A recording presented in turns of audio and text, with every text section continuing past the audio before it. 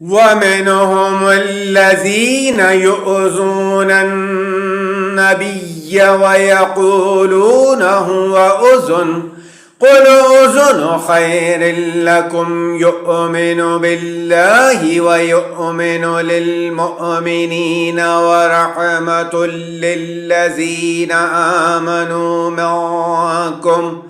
والذين يؤذون رسول الله لهم عذاب أليم يحلفون بالله لكم ليرضوكم والله ورسوله أحق أن يرضوه إن كانوا مؤمنين ألم يعلموا أنه من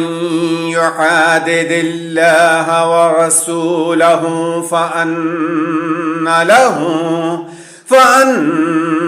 له نار جهنم خالدا فيها ذلك الخزي العظيم يحذر المنافقون أن تنزل عليهم سورة تنبئهم بما في قلوبهم قل استهزئوا إن الله مخرج ما تحذرون ولئن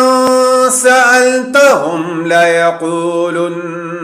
إنما كنا نخوض ونلعب قل أبالله وآياته ورسوله كنتم تستهزئون